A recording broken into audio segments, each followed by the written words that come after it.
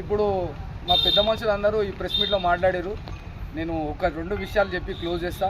ఒకటి వచ్చేసి ఇది హైదరాబాద్లో ఉండేటోళ్ళు వీళ్ళంతా తెలంగాణ రాష్ట్ర కుర్మ సంఘంకి వీళ్ళు బాధ్యత వహిస్తున్నారు. ఇలా వహిస్తున్న కట్టమల్లేశం మా కురువృద్ధుడు, మా పెద్ద మనిషి. ఆయన ఏం తెలిసి మాట్లాడుతాడో తెలియదు. మా సత్యనారాయణ గురించి కానీ మా ప్యానల్ గురించి కానీ. ఇదే కట్టె మల్లేశంకి నేను నా పదవి యూత్ జనరల్ సెక్రటరీగా నేను నిలబడాలనుకున్నా. నా బాధ్యత తీసుకొని ఇంకో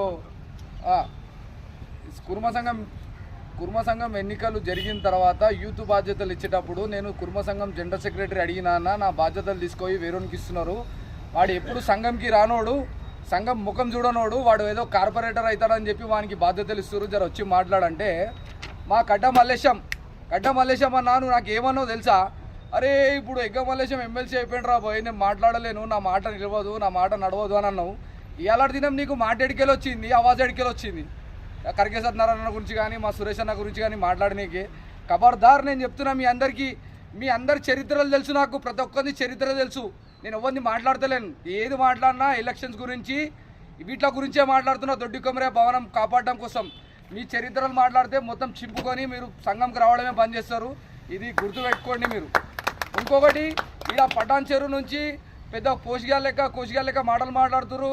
ప్యానల్ 2 సంగారెడ్డి జిల్లాకు వస్తే అది చేస్తా ఇది చేస్తా అని. అరే ఎదవా, అరే నేను ఇక్కడికి వచ్చినా నువ్వు ఏం చేస్తున్నావు?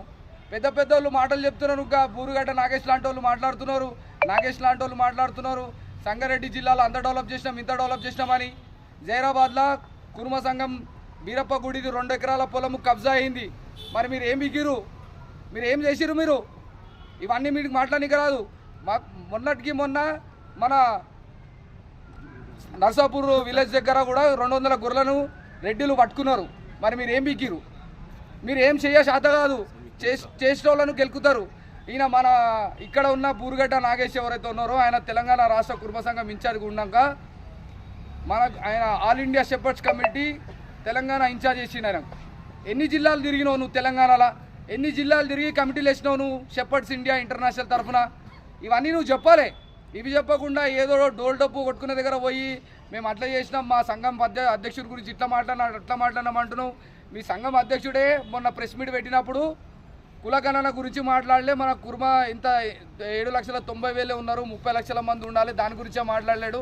ఆయననే మాట్లాడలేరు, మీరేం మాట్లాడతారయ్యా? నాకు అర్థం కాదు. ఫస్ట్ మీరు సంఘం గురించి కులస్తుల గురించి మాట్లాడిన తర్వాత మా గురించి మేము చేసే పనుల గురించి మాట్లాడితే బాగుంటుంది.